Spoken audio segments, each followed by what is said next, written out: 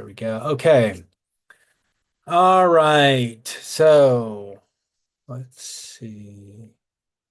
Admit. Okay. So this is basically how to run a week-long drama camp. And if you have questions or whatever, drop them into the chat. I'll check on them every now and then. Afterwards, we can do a Q&A. I've really got all the time in the world. I've got two kids and two cats. So hopefully, if I'm not bugged by kids or cats, we can get through this. I'll kind of buzz through it, save your questions. And then we'll get going. But basically, this is a, presentation on how to run a week-long drama camp. My name is Brendan P. Kelso, throat coat. And I run Playing with Plays. I write all the plays. If you've ever used them, this presentation is primarily based upon the Playing with Play scripts. You can use it for any plays or any things you want, but I've kind of modeled it after that. So let's see, let me get in here. There we go. Agenda, basically going to tell a little bit something about who I am, about setting up your own camp, running your camp, and my basic process of what I do. And then the director's toolbox. And this is kind of the key thing. And you can find it on my website, playingwithplays.com. And it's up on the toolbar. So, and it has tons of links for documents and drama games, line counts, and all sorts of things that help set you up to be successful. And if anything's missing, just let me know and I'll add it or I'll figure it out. I'm really easy to contact. Then we'll stop for the Q&A afterwards. So let's see. All right, who I am. I'm Playing with Plays. I'm the playwright, the main one. I've sold over 250,000 copies of these. I probably get about 2 to 500 of my plays performed a year all around the world. I currently have 47 different titles. That includes full-length plays. Most of what you see here and what the camps are based off are one-act plays. But I've also learned that a lot of teachers take 3 to 5 of my plays, pull them together, and make a full-length play out of them. And so I've started actually creating full-length plays with segues and things. It's really funny. The Shakespeare one's hilarious because it's all tragedies. There's a body counter, but that's not for this. I've been doing this since 2003. I've directed over 150 classes. I'm also a teacher and a coach for educators, homeschool teachers, how to run your own camps, which is what we're doing today. I help teachers integrate Shakespeare and drama into their own classes, how to set up their own programs. And as I said earlier, backyard Shakespeare, I've actually, done it with kids and backyards and help parents set that up for homeschooling. I've done speaking for theater groups, homeschools, book clubs, libraries, publishing and marketing books, in-class Shakespeare presentations. So I've done a lot. This picture you see there is actually presented to Amazon and their KDP program. So but we're not here to talk about me. We're here to talk about you. Week-long drama camp. The premise is based off the Playing with Plays scripts. Now, the beauty and the way I designed these from the get-go was because I started doing this when I was teaching an after-school program, and I had one class that had 8 kids, one class that had 15, and I needed the same script to work for both. So that kind of gave me the idea. So every book that you get of mine has 3 plays in it for a small group up to a bigger group. And then I make sure that you can double up all the way in between. Um, and so the performances range anywhere between 15 to 25 minutes, depending on the script you get and which play you use. Highly flexible casting. Um, and one thing I want to just kind of make clear, this is drama camp, not theater. And there's a different presentation. I don't know if I have the slide in here, but there's a distinction between drama and theater. Drama is more just about education, letting the kids be creative. I am not a stickler of learning the lines verbatim, but I am a stickler of the kids using their imagination, being creative, and throwing in education everywhere you can. That is the point of this, is to get the love of drama, the love of these classic scripts. The week-long camp is based off a 1 week, so 3 hours a day. We meet Monday, we're off book by Friday, and at the end of Friday we perform. And yes, the question that always comes up, they are off book by Friday. Believe it or not, I couldn't believe it when they first did it. I've done so many of these now that yes, they are definitely off book. So, venues where you can do them. I personally, and I still do, use the Parks and Rec. I've got a decent database locally, but I just don't have a good place for it. I use a small little Boy Scout room, has a small stage, works perfect for me. The nice thing about going with your Parks and Rec is A, pretty much most cities have a Park and Rec recreation area. Almost all of them have some place, a room you can use. Um, and they'll usually take 25 to 40%. Uh, is that's how much they'll usually take from you. You get the rest, but they do so many things for you. They will let you, use the location. They'll manage the enrollment. They'll advertise. They'll pay. Some of them even cover, some kind of insurance because it's all under their purview. So that's worth it for it. Um, this is really great if you don't have a database of kids. Parks and Rec is great because they blast out your name to everybody that's on their email list, their mailing list. So that works great. If you do have a list or you're a group and you already know what your list is going to be, you can use a church, a school. I've done it in a dojo. I've done it in a yoga studio. The library, lots of times libraries let you use it. Elks Lodge, Vets Hall, they'll let you use it for free a lot of times. Backyard, like I've mentioned before. So those are great areas. Let me look at the chats here really quick. Oh, I can't do that. Oh, there it is. Okay. Let's see. I listed my training studio with local parks and rec. Oh, your training studio. That's great. You can use them. That's nice. Little woman at camp, and it was great. Awesome. Um, okay, well, you're already gone, so see you, Leah. Love to know your structure and peaking gigs. I don't quite understand how you structure your peaking gigs. Can you help clarify that, Stephen? Appreciate it. All right, let me get back on this for now. All right, so let's go presentation. Let's see, really. Okay, let's see. Stephen, I list my training student with local parks speaking gigs. Oh, well, we can talk sideline. This isn't about the speaking, but we can talk afterwards. I'll open up the mic and we can talk about the speaking aspect of this. Okay, so um, let's see. Venue. So this is the backyard. This is a photo of the teenagers that I taught. We were doing the Tempest there, and it was a lot of fun in the backyard. What is playing with plays? So I've already said there are three scripts, 15 to 25 minutes. The small typically is somewhere between 5 to 9, depending. Tragedies usually you can do it with less because they die, you pick them up later. But there's medium scripts, larger scripts. And I show 11 to 20. Some of my scripts now go up to 25 or 30. And you can always add more. I am not, like I said, you need to make it flexible for you so it works for you. It's mostly me being funny with famous lines sprinkled throughout. Wherefore thou Romeo, et tu Brute, to be or not to be. You're going to see famous lines from whatever story, play, script that we're using. It's great for ages 7 to 14. I have seen kindergartners do my Hamlet. I would not advise that for anybody, but I've seen it done. Up to 18, that's when you start taking two or three plays, putting them together, or doing one acts and really leaning into the melodrama and teaching the kids physical comedy. Um, so this is the 25-minute Midsummer. And I'm just showing you basically how the overlapping and what I tell you to do. So at the beginning of each script, I'll have the cast of characters, and then I'll list, hey, Aegeus and the fairy can be the same actor. Theseus and Oberon can be the same actor. So I'm already telling you which ones can be the same actor. So if you have this script shows 15 to 20, if you have 17, for example, you know you're going to be able to double at least two of them there. You can pick which ones that you double. So and then here's the highlighting famous lines, Juliet, oh, Romeo. And, oh, Juliet, it's almost morning and I must leave. Do you have to? And then the line that's highlighted in gray, I must be gone and live or stay and die. And I really prefer the going and living thing. You know what I mean? Nurse enters, whoa, you're still here? You better leave soon. And when I say soon, I mean now.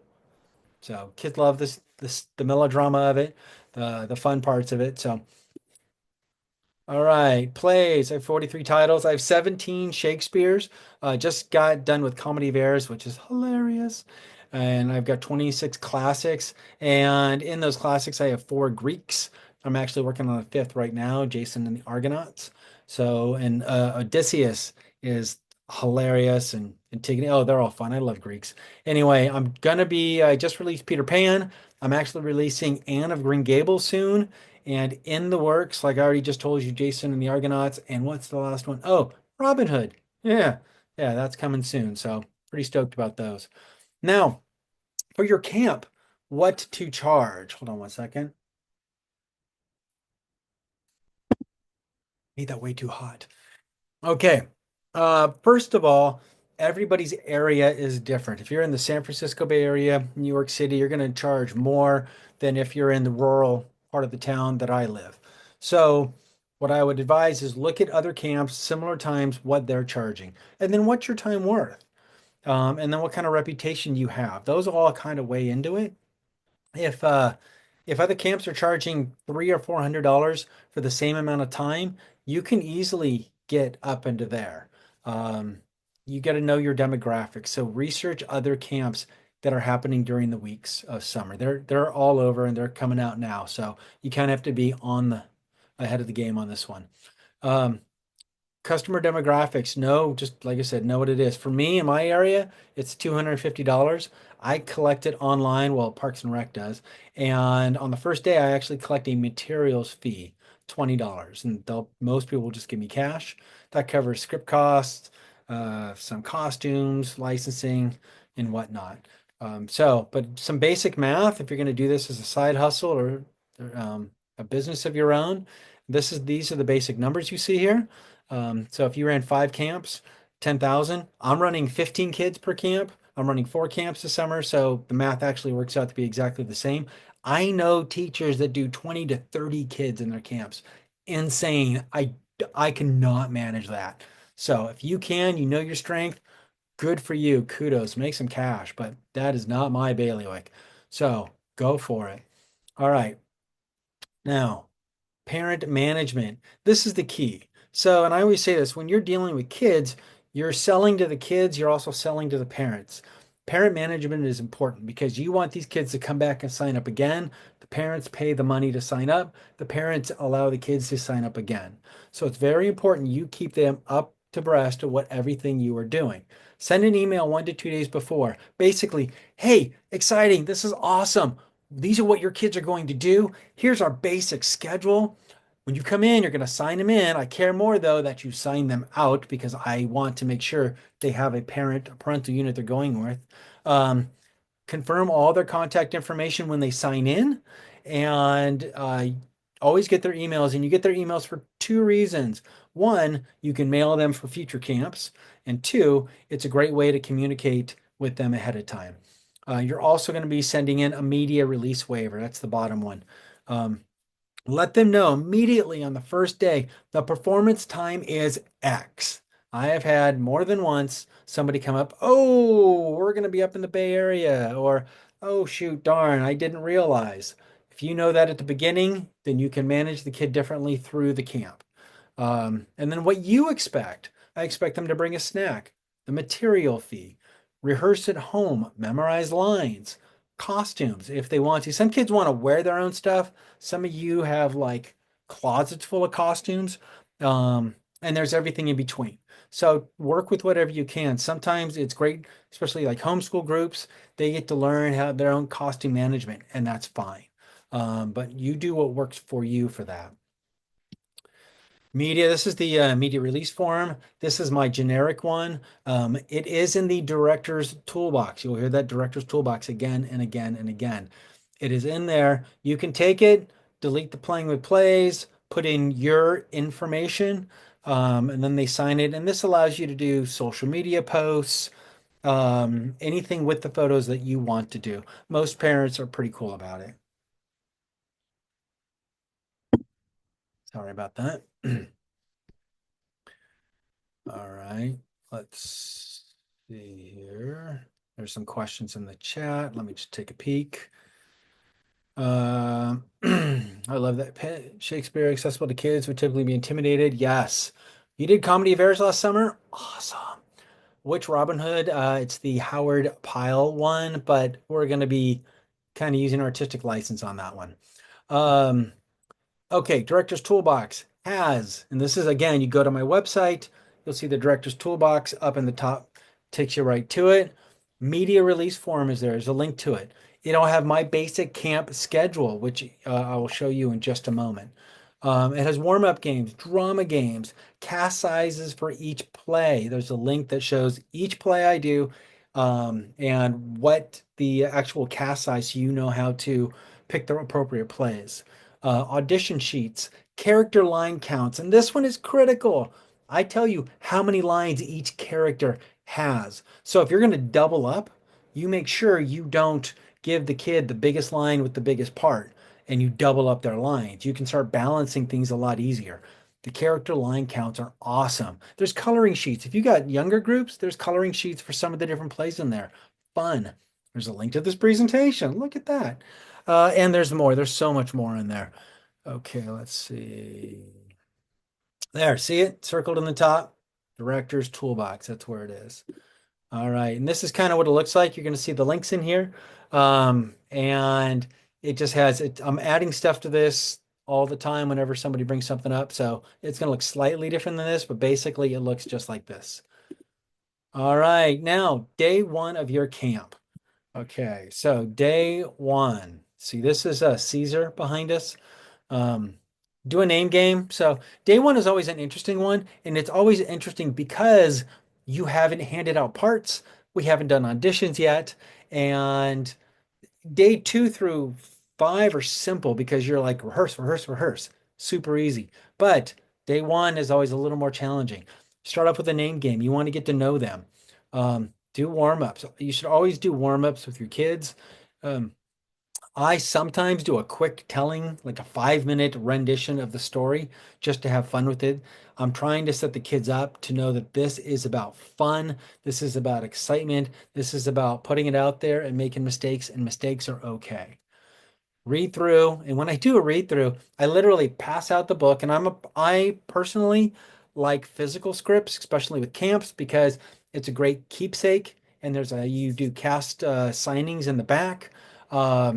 You do, if you need digital scripts, you can buy those. Physical scripts, you can use they're a little more expensive for physical. Um, I personally make more with the digital scripts, but I prefer camps do the physical. Again, they're great keepsakes. Um, my son literally has, I think my son's actually, he's the tall one in the back there. I think he has 22 scripts of mine because unfortunately he's been dragged to so many plays.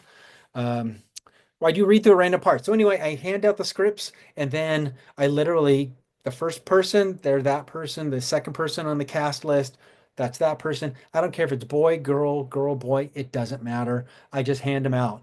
What's funny is a lot of them start getting ownership to that character, and that's the part that they sign up for. Um, so you're already kind of setting the tone for them. Audition sheets. I give them simple audition sheets, which you can find in the director's toolbox. Um, and the nice part about the audition sheets is and I always tell them, well, you have to do five. Do not put, puck, puck, puck, puck. You can't do the same character 5 times. Believe me, they'll try. But you give them the top five, 3 to 5 parts. And I say 3 to 5 because if you have 15 kids, you want to do five because you want to try to get every kid to have some part that they want. It doesn't always work out, but you do your best. Um, then the auditions, and this is the hook, and I'll dive into the hook in a bit. And this is where I sink my teeth into these kids and get them to know that this week is going to be a friggin' blast. All right, we do drama games, which are always fun. Ships and Sailors are absolutely my best. I love that game. Um, and then that afternoon, basically, as soon as this class is over, I sit down with my audition sheets, with my cast list and the lines, and I draw out the cast, flip over the papers, write them down, and then I email the parents. And I do 2 things with the email. One, hey, these are the parts. Two, we're going to be highlighting tomorrow. Don't highlight tonight. And then three, I know I said two, I said three. Basically, it's another touch point to the parents. You want to just basically get this good rapport going with the parents. Auditions. And now my auditions, you can do auditions any way you want, but my auditions are not your boring everyday auditions, but fun, fill the kids with laughter and creative energy auditions. Lay it all out in the line. Give me your best death. That is basically the real hook. I always tell kids, hey, in Shakespeare, people die. A lot of these people die. And you'll find that the tragedies are funnier than the comedies. And the main reason why is because kids love to melodramatically die on stage. And it's physical comedy. You can get a laugh by doing slapstick. It's harder with comedies. You have to say a line correctly to pull the same laugh. So it's actually more nuanced doing a comedy and getting a laugh out of the audience than a physical comedy. But tragedies always lend themselves to that. All my plays are that way. And I love breaking the fourth wall. Pretty much every play, I break the fourth wall. So if that's something that's taboo to you, sorry. But I love getting the audience involved. And you know why? Because they're parents. They want to be part of it and they love it. And the kids love doing it. So after we do give us your best death, you can see the kids are just, they're having a horrible time in this picture. Then give me your best scream because of course you just found a dead body. So give me your best scream. And these kids can hit some decibels. All right. Give me your best villain. I actually sit them up. I have them stand up. I teach them how to do an evil laugh. Real simple. If you don't know, practice it. But basically, I always just tell them hands up, knees bent, head up, moi, ha, ha. And then I say run it together. Moi, ha, ha, ha. And do a little bounce in your knees. That's a basic evil laugh. And then I go and do a more deep throttle laugh. We do witches cackles. I don't care which one. They get up, they do that. It's a lot of fun because kids love being villains. They do. And then give me your best melodramatic cry, over the top cry. That's always a fun one. And then they'll combine them. You start just having fun with it. By then, the day is about done. So you can see here's my basic spreadsheet of what the day looks like. I'll let you look at it for a moment as I, do a throat coat. All right. Monday. This is what I just did. This is the first one. Let's see, Monday. Whoops. Okay, auditions. There's some different games that I do. Uh, Bathroom break, read through. We do another break, audition sheets, probably some more games. Then we do our auditions. And then when there's time to kill in the end, we just do more drama games. Kids love it. Email the roles at the end of the day. Tuesday. Okay. They're on book. You'll see at the top, it says on book, off book, dress. So, um, on Tuesday, we get there, we do warm-ups, play another game, and then we highlight the lines. And I have a certain way to do it. I have two different highlighters. I have a blue and a yellow. And basically, I always tell them blue is what you do. These are your entrances, your exits. You die on stage. You hold Susie's hand, whatever. Those you highlight in blue. Yellow is what you know. So yellow are the lines that you do. And so this way they can see their entrances and exits visually from what their lines are. We do an actual read through, and then there's a break, and then blocking. We do a lot of blocking the next couple days. And then you see on Wednesday at the end of the day, they're costume fun. Costume fun only happens if the kids can like get through the two run through twice on Wednesday. And this is where they start figuring out how to do the plays. They start getting more used to it, and you're constantly reminding them, study your lines, study your lines. Thursday, we're off book. And notice here, we do a run through off book, and it's kind of brutal. They're kind of ugly when they do it on a Thursday. But then, and I warn them all through the week, that Thursday, the second time we run through, I will not help you anymore. I literally stop helping, I stand back, and they just sit there and they're lost. And kids are helping each other. And what this is doing, it's setting them up to have problems on that Thursday, but they're realizing where their problems are. And this is critical. And I tell this to all directors, do not help. It's so easy to toss a line out there, but then they don't learn.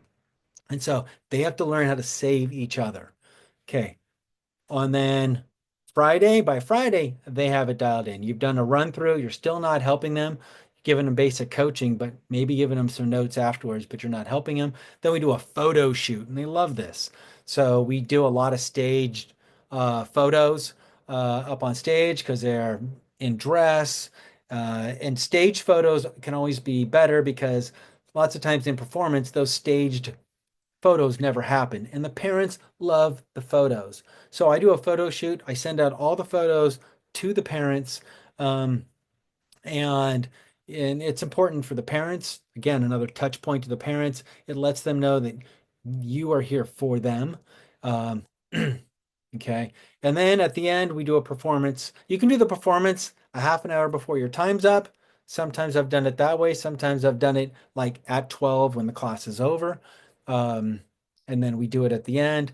That's up to you. A cast party afterwards. Again, that's up to you if you want to do it. If you have more time in your space, that's great. Um, but this is basically how, and also I video, and I probably say this later, I video every single show that I do, and then I send the video out to the families because I'm a firm believer that, sometimes parents have to work. Sometimes grandma and grandpa live in another state and they can't see it, and they should be able to see their grandkids. So there's no way you can't. So you don't even have to ask if you can video. I can't tell you how many teachers ask, can we videotape? And I don't know why you would never be able to videotape something, but I do know some troops don't, or some organizations don't allow that. I do. So please, please videotape and send it to me. I love to watch it too. It's always fun seeing my work out in the wild. Okay, day 5, showtime. And we'll break this day down a little bit more for you. Okay, again, we talked about dress rehearsal. We do a first run through. Photo shoot. Again, it's for the parents. And kids love like posing. And then have them sit down and do cast autographs in the back, and especially in the scripts. There's a place for cast autographs in the back of the books. So do that. I blow that half the time. Don't blow it. Don't be me. So yeah, do cast autographs. Do a second run through and then take a break. And then a third run through or not. Read your kids. Sometimes if you do too much, they get burned out by the time performances.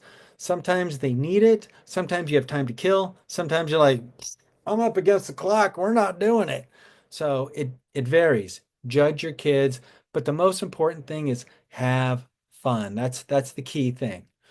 And then what I do, I sit them all down on the stage. I do not let the parents in. I tell them one thing very important. I've done over 150 of these plays, and you know how many have gone perfect? Zilch. And guess what? This one is not going to be perfect either. So don't worry about it if you blow a line or you miss a prop. I remember I did Macbeth once and someone left the cauldron out and it was out for the entire play. I'm like, I looked at the video later because I was backstage. I'm like, oh my God, the cauldron's out there. What's it doing? These kids, who directs them? But anyway, it's a lot of fun. And then to get the nerves out, I have them just scream at the top of their lungs. Parents are right outside the door. They're like, "What's going on?" But it's so fun. It gets it out. It gets their energy moving. It's very positive. So I let the parents in, the audience. I start recording. Again, doing a video. Don't forget to hit record. That's really embarrassing when you don't do that. Okay, and then perform. Have fun. And then a commercial. I think I talk about a commercial later, but the commercial, let me see. Well, I'll come back to it if I don't get to it. Again, cast party, parents, potluck. Make it easy on you. You don't supply the goods. Have the parents do it. Have the parents set you help clean up. Have the parents help put away chairs if you need to. Use them. They're a complete resource for you. Don't let them get away. Costumes. You see this pink flamingo here? And if you look at that character, she is a Shere Khan. And I tell this story a lot because I want you to understand that you need to let these kids make this play be theirs. And the reason I say that is because in my there's a line in Jungle Book where uh I forget who comes up, but he comes up. He's like, Mowgli, Mowgli, Shere Khan's waiting for you down at the ravine. And I've done this class like 4 different times in this area. And the kids this time were all just giggling. And I'm like, what was funny? And then we said it again, and the kids just started giggling again. And I'm, all right, stop. What's so funny? What am I missing? And they're like, he's at the ravine. He's on his he's on the water slide. I'm like, what? And then I hit in my city, there's a water slide called the Ravine. And only in my town would they get the joke, nowhere else. But these kids really wanted to make it. And you can kind of see the outline of a little sign in the back that says Ravine. Well, anyway, they said, "Oh, Shere Khan's in his pink flamingo floaty," and so we said, "Let's do it." And so Shere Khan literally went on stage in a pink flamingo floaty, like this, and then Mowgli was all, "Dude, you're still in your floaty." He's like, "Oh, sorry." Went back. Then they came back and had their big fight scene. But the kids will never ever forget this, and the parents won't forget it either because we made the play theirs. Keep it simple for costumes. You see here, Shere Khan, it's just a ripped shirt and a little bit of makeup. Doesn't matter. Keep it simple. It's a summer camp. It doesn't have to be perfect. This is not theater. This is drama. Have fun. Go to the dollar store. Raid dollar stores. Raid thrift stores. Amazon has a lot of stuff for inexpensive you can get. Oriental Trading, and I don't even know if Oriental Trading still exists. Check that one out. Goodwill, thrift stores. Uh, for you people that are going to be doing this ongoing, November 1st, hit thrift stores and hit Walmart, hit Halloween stores, huge sales November 1st. You can just you have so many costumes to choose from. You can really build your wardrobe. I have kids bring their own costumes. Um, Caesar. I always advise Julius Caesar. If you're ever going to do a first play of mine, Caesar's the best one. It's actually smaller than the rest, and the costumes are all bed sheets. And you can get these bed sheets for free. Go to a hotel, go to the maintenance and say, "Hey, I'm doing a play. I need some of your old sheets." And here's the thing, they go to make a bed. Sheets are clean. They put it on, there's a tear, and they say, "Oh, there's a tear. Can't use this sheet." They fold it up and they have a pile of just slight tears or slight imperfections that they have to get rid of. You can easily get those, cut some, cut them down, tie them off, boom, togas. Treasure Island, ripped jeans, go to the thrift store. Jungle Book, masks, makeup. Let's see. You can do uh I did tons. I did, I think, monkey masks. George of the Jungle. No. Curious George. That was it. I had a whole bunch of Curious George masks as my monkeys for Jungle Book. All right, let's see what else do I got here. Macbeth, homemade kilts. I once saw San Diego Chargers kilt. I've seen a SpongeBob kilt. So have fun with them. Just, get some material, wrap it around, pin it up. And yeah, it's the bikini, what is that? Bikini bottom kilt. That's funny. All right. Parent management. Again, we've talked about this before. Email rolls, Monday afternoon, evening. Daily before and after the program, you will be engaging. Don't email them then, but you'll be seeing them before, you'll be seeing them after. You're there for questions. Let them know. Discuss positives or behavior challenges. Sometimes you have kids that have trouble. Sometimes you don't. Sometimes great things have happened and you explain that to them. Let them know. Email after the performance. In that email after the performance, you want a video link, photo shoot link, a thank you, and future classes advertised. So if you're doing more than one class in the summer, what I usually do is I do my most popular one first. So I'm doing Peter Pan first because I'm going to get a lot of people signing up for that or going on a wait list. But then I can say, hey, I got, Midsummer, Romeo and Juliet, Treasure Island, or whatever next, so I can push them onto other camps. But if you definitely get the most positive one first, so it can push the rest of the camps in there. Now, to fill time, there's some things you can do. Um, Snack time, drama games, go outside. We have a gazebo outside of the theater place that I use, and we'll go and do readings out there. Arts and crafts, again, rated dollar store. Get some butcher paper for like $1. Grab some pens, crayons, have them make backdrops that you can put up. Um, Bios in the director's toolbox again, there's a bio sheet, so they can just write a little bit, I'm from here, I've done acting here, my favorite pet is blah blah blah, and it's just a bio sheet about the actor, and you can tape them up beforehand. You can have them create playbills, create a poster for the class. Oh, do the Shakespeare insult generator. Now if you haven't seen this, Go see it. You can find it on my website. You can also find it at uh, insultlikeshakespeare.com. But basically, this is free. You take one word from each column, run it together, add some angst, and you can just, the kids can start insulting each other. I've had kids create insults and then have their characters actually do the insults. I also teach teachers, you can do a insultathon, and the insultathon basically allow is something you do in class, takes about 45 minutes, and you can line up the class and you can do insults against each other and have an insult champion. It's a lot of fun, but this is free. Take it, use it. And if you buy scripts from me, I'll send you a, cool bookmark that has an actual small insult generator on. It's a bookmark you'll actually use. So it's really cool. Draw backdrops, get craft paper, reams of it at the dollar store. Play with makeup. These kids right here, they were just had some time to kill. So I just, on Wednesday afternoon, I might just put out um, just some makeup kits that I have and let them just have fun. Rehearse your lines. Who shouldn't rehearse their lines? Man, kids and lines. Okay. Make an epilogue. I've had a couple kids like, I want to write an epilogue after the story, and they'll come up and do a 1 minute little and 5 years later, this happened. So epilogues are fun to write. Um, Again, easiest play to perform. That's me. I don't know why some kid is killing me. It's so rude. Toga is easy and free. Like I said, it's a shorter script. Um, there's also, I believe, if you look up Julius Caesar, the script on my site, there's a link to togas, and I just kind of tell you how to do the togas. But you can see here, bed sheets, I tie it around the shoulder, a white t-shirt, and then just tie it with a little gold ribbon or whatever. Make some laurel wreaths out of hair clips from a dollar store and just cut out some leaves and tape them on. It's an art project. Jungle Book, again, easy costumes. The nice part about Jungle Book is everyone is on stage at a few times. Everyone can be wolves, everyone can be monkeys. I've had many kids do this play that don't like to actually speak in front of an audience, but they still get the ability to be on stage and get some of that feeling. Christmas Carol. Christmas Carol is cool for a couple reasons. One, it is short and easy. Two, it's annual. You can do the same play every year and you will fill that camp every single year.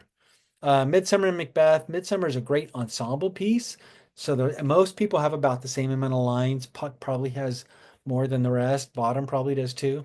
But on the most part, they all have about the same amount of lines. Midsummer and Macbeth are somewhat shorter plays compared to the others.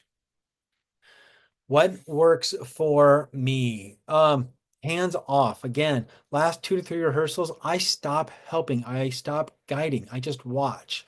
It is painful for the first time, but they quickly realize, and I tell them again on Tuesday, hey, come Thursday, I'm not helping you, so better study those lines.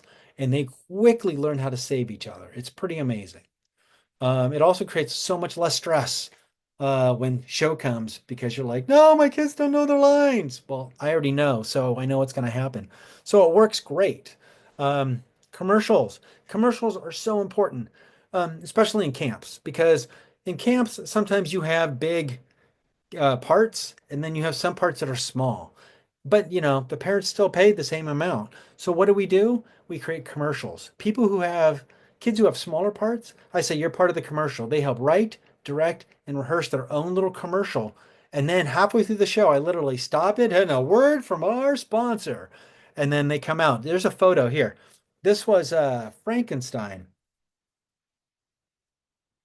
And Frankenstein, they came off and they said, are your pitchforks too small? How about the pitchfork 5,000? Tired of chasing off those monsters, and they sold the pitchfork 5,000. And they made a huge pitchfork to come out. It was hilarious. I've seen Midsummer's Ice Cream, Pirate Insurance. Um, I've seen there's so many different ones. They're all hilarious. I've seen Henry V. They did a rap with Spotify. Oh, it's just so funny. Anyway, character line counts and quantities, what I use. This is basically what it looks like. So you'll have a play here. This is Macbeth, the small play, the medium play, the large play, and I'll tell you how many lines each character has. This allows you to balance and work things better. Okay, this is the sheet that shows, hey, here's the play. Here's how many actors are in each play. So you can see Julius Caesar, you can do it as low as 5. Um, Treasure Island, you do as low as 7. Midsummer, you need at least 9. But, Treasure Island, you can do up to 25. So that's how many actors you can bring in. It allows you to know how many to allow into your camps. Okay. Split roles. So anytime I have a larger role, for example, Macbeth here, I will literally cast 2 Macbeths. And on day one, when the kids are auditioning, I'm going to tell them, by the way, there will be 2 Macbeths. I'm letting you know right now. One Macbeth will have 22 lines, one Macbeth will have 23, whatever those numbers equal out to. And you tell the audience before the show, by the way, you may see a different Macbeth. We split the lines. In this way, it just makes it even. And I've learned that kids, they don't want to be on stage all the time, especially at summer camp, because they also want to play with their friends, which is what camp's about. So it kind of works both ways. But this way, it makes things a little more even. It allows you to also get another big part for another kid. So it spreads it out. Again, play to their strengths. Anytime that I have a kid with strength, I try to play to that. My kid has autism, and he was incredible on the guitar. And so we did Jungle Book, and in the beginning of Jungle Book, he would come out. I think he opened the play with "Welcome to the Jungle," and then in the end, he did "We Are Family," played it on the guitar, and he did, "Bare Necessities" in the middle. I had a kid that was blind once, and he just loved Star Wars, and he came out once with a lightsaber. And we're like, oh, whoa, whoa, wrong story. And he went back and he got it. But if you have a kid that has a strength, he knows how to juggle whatever she does, go ahead, play to that. Have fun with it. They love it. It makes it more theirs again. Scripts and performance. Okay. For me, this is what it costs. Scripts, $8 each, digital or 5. It's 250 each if you're doing this as an education or free camp. So if you're in a school, kids are not paying to be part of your program, they're 250 each. If you're doing the camp and it's like a boys and girls club and they're just kind of not paying to be part of the camp, it's 250. But if you're like me and you're charging them to be part of the camp, then it's $5. Performance rights. Performance rights vary. So if you have a paying audience or a donation audience that's going to donate, it's $50 per show. But if you have a non-paying audience, which is honestly most summer camps, you have to pay what you can. If you can't pay anything, fabulous. If you can pay 50, great. I do make my living doing this. Anything in between, awesome. But it's up to you. I understand how budgets can be. Most schools don't pay me. I have a lot that do just because they want to support independent authors, they want to support the creatives. So, it varies. So you do what works for you. Oh, we're at the end. Okay, nothing will come of nothing, King Lear. So this basically means if you do nothing, nothing will come out. You got to try something. Um, so get out there, run that camp. All right, I'm going to open up for Q&A. Oh, here's contact information. You got my website. That's my email, which all of you should have because obviously you got the link. Facebook socials at BP Kelso. I also have another, I should have added this, bpkelso.com. I'm also a suspense and thriller author, so I have kind of separate sites, and that has all my socials on it. Um, but Condi, I am here to help you. I am here to um, support you. If you have questions of any kind, I want you to email me whatever it is you need to do. Just go ahead and get a hold of me. I have a call tomorrow morning with a homeschool teacher starting a new program, and we're just talking. She has some ideas, and we're going to be talking about it tomorrow. So I will help you set up your program. I want you to be successful. So let's see what messages we have here. Is Playing with Plays a membership? Absolutely not, Stephen. It is you buy what you need to buy, you do what you need to do, you run the program your way. My information is free. I mean, the basic business logic is I give you all the information, I help you set up to be successful, you use my materials. That's, kind of what I'm asking. Video is forbidden with copyrighted material. That's why folks don't. That's fine. All my stuff is copyrighted, but I give you permission. And also, all of my work is from out of copyright, so that's fine. But you can video all of my plays. I give you complete permission for that. Jess just directed Christmas Carol for Kids, my home theater last semester. Awesome. Oh, here's someone. I had a teacher last year do Christmas as a summer camp, and it was Christmas in July or something like that. And it worked. She sold out. So I was like, oh, it's a great idea. I might have to do this. Commercials, Marina. I love them. They're so fun. I mean, so fun. Read through them first because the kids will do some wild stuff, but read through them first. Um, my teens did Mr. Pinch's marriage counseling for comedy bears. Oh my God, marriage counseling. That's hilarious. Um, so fun. Thank you so much for this. You're welcome, Hannah. Oh, contact slide again. Ooh, let me try to find that. Hold on one second. Sure, sure, sure. Boom. Let's see. Contact. Can you guys see that? I think so. So Brendan at playingwithplays.com. And basically everything is at playingwithplays.com. So, and if you want to know about my mystery thrillers, go to bpkelso.com. So that's always fun too. So let's go back. Stuff escape. Now I can't even get back to the regular screen. Boom. Let me try. There we go. Ah, there we go. Okay, I'm back. Let's see. Awesome. Any chance you can show us a slide about the easiest to put on in the next one? Okay, the slide basically it was Julius Caesar. Hannah, that is the easiest one to do. I've done that one probably 15 times. My favorite personally, I've done like 25 is Hamlet, but the easiest because of the bed sheets and get free bed sheets. Is Julius Caesar. Jungle Book is the next one because it's such an ensemble piece. The kids are always on there, but it's a little bit of makeup, a brown shirt or a black shirt, very simple costumes. You can use masks if you want to get masks. The next one was Christmas Carol because it's actually a shorter play. And Christmas Carol, again, you can do it annually. And then Midsummer and Macbeth are both easy ones. Midsummer's nice because it again it's an ensemble. All the kids get decent parts, and Macbeth is just it's somewhat shorter as well. So Jan, did I say that right? Jan? Am I saying that right? Okay. Hey Brendan, this is fabulous. Got a lot of great ideas. Theater teacher, middle and high school. And I'm paid. I need paid hours. I don't suppose you could send me a little write-up, certificate of proof. Uh, sure. Just email me and we can figure it out. Not a problem. Um, thank you. Thank you. Thank you. You're welcome, everybody. Thanks. Professional development. Got it. No problem. I'll definitely do that. But any other questions anybody has? I am game. Appreciate no problem. Again, anytime you need it, just send me an email. Pretty simple.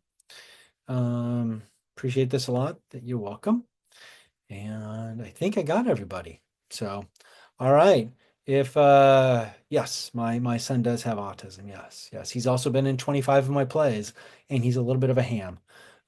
He's also an author too. He's written books too. Stephen, thanks for the resource. Launching a new camp this year. Great. If you need any help, any questions, just shoot me an email, Stephen. Um, do you have suggestions on how to advertise for a new camp? That's the beauty of Parks and Rec. They are advertising for you. They have a website. So many people come to the Parks and Rec website and they'll look your stuff up. They might look up drama, activities. You can Facebook advertise too. Lots of times you can centralize the ad to be just in your area, and then you can advertise that way to bring it up. If you know local theaters and they can allow you to put up information, you can do that.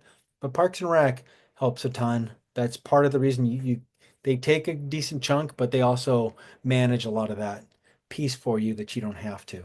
Um, let's see. So, Kimberly, does that answer your question for advertising? If you want to dive into some more stuff, we can talk later about it too. Hannah, have you done any camps with different ability actors? Sorry about this. Hold on. Um, I've worked with wheelchair, I've worked with blind, I've worked with autistic kids, I've worked with um, most are neurotypical, so I haven't focused on it. I do know a lot. I do a number of teachers that have used this for their groups that have challenges in schools, and they'll do it because the nice thing about, and I've had this too when I had a kid from Ukraine come and he did not speak English particularly well. But what was nice and what the kids like, especially like the autistic kids or kids that have language challenges, what will happen is you rehearse, so you memorize a line, you do it again and again and again and again, and it goes on until it's kind of like burned into your brain. And I found that with my own son, he would say phrases from the play that he could just suddenly generalize into the public.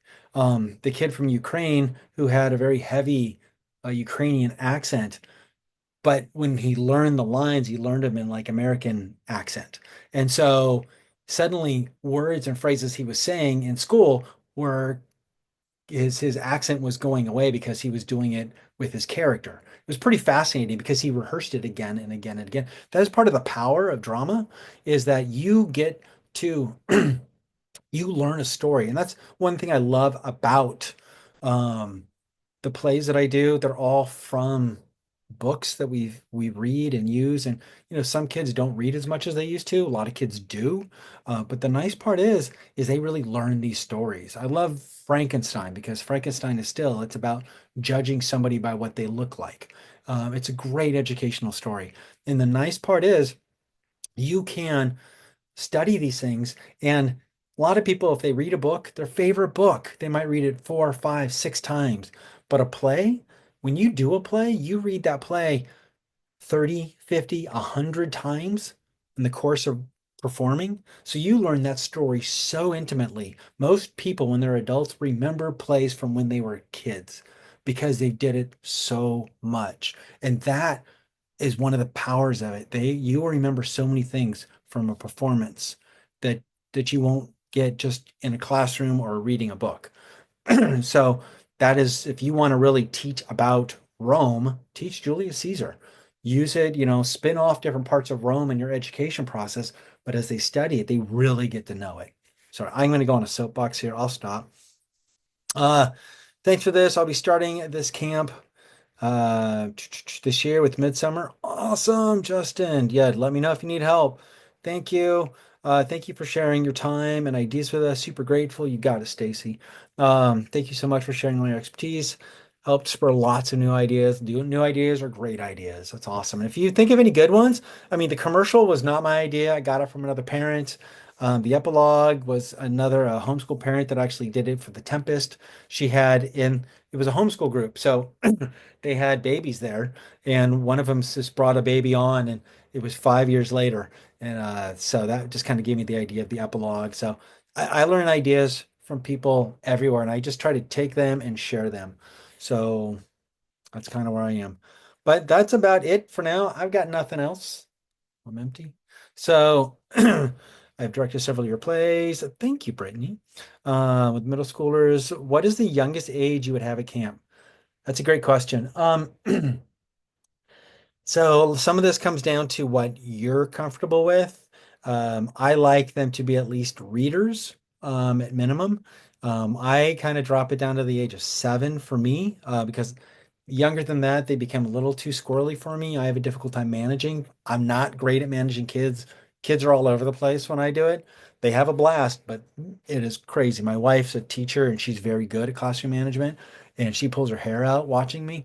But at least readers is kind of what I think. But here, I say that with kind of a caveat because I've found the kids who don't read well or who even can't read, they memorize like that and they will have it dialed in by the next day because they know they can't read. So memorizing becomes a strength of theirs.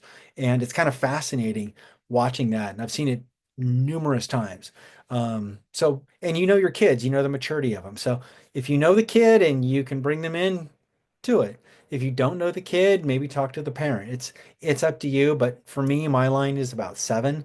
and then I'll go up as any age possible because I mean, what I've learned is that even though I designed this for like middle school age, upper elementary, I found that when high schoolers lean into melodrama, they become even funnier. They learn how to really soak up the slapstick comedy, and it's hilarious what they can do. When they break the fourth wall, I mean, they shatter the fourth wall, and the audience is just rolling. It's pretty awesome. So I will. That's the upper limit. Lower limit for me, 7. I'll stop answering that question. Okay. Um, any play ideas about Poe's short stories? I will email you about this. Thanks so much. When you say play ideas about Poe's short stories, Marina, give me a little bit more with that. I do have a Poe one act, and um, the thing with Poe, and I wanted to do Poe for so long, I had a director in New York give me the concept and idea of how I was going to do it, and I finally ran with it. So my Poe one act is hilarious. It's funny, but it has 9, I can't even count. No, I was an engineer. 9 plays in it. 9, not 9 plays, but 9 of his stories in it. And I've just weaved them all in and out. So it becomes one huge story. And Edgar Allan Poe is one of the characters. And it talks kind of about some of the themes that he runs with, like unknown narrators, the unreliable narrator. And it has different themes, and it has like the House of Usher, it has the Telltale Heart, it has the Black Cat, it has a bunch of different ones. So the Poe one is fun. I love it. It's so unique compared to all my others. So anyway, again, I'm rambling. Okay. Do you have anyone else help you manage the kids? I do. I have one other person that I usually bring in, and she's been in my camps before. She's 18 now, but usually I'll have a junior or senior in high school help me out. I've done these camps for so long now that I have kids that were kids I taught that are now using my place to teach their kids that they teach, which is really cool. But I always have like kind of this fresh crop of like kids that don't really want to leave the stage, but they want to help out and make some extra cash over the summer. So, right now it's Sarah and I pay her. This is her third year doing it. But she's a senior, so chances are she's going to be gone after this year. So I'll have to find someone new. Um, there's a Poe mashup on the website, I think. Yes, that is my Poe mashup, Stephen. Do you have anyone else help them keep on track, make sure they get to the bathroom safely? Yes. I usually do a walk with them to the bathroom myself, if it's just me, but if not, I'll have her help with the bathroom. Yeah, because the safety of the kids is the most important. Um, any other questions? Okay. All right. I'm gonna let you all go. Um, thank you so much for sticking around. Um, I'll talk to you all later. And again, email me with any questions. All right, now I got to figure out how to turn this thing off. There it is. All right. Talk to you all later.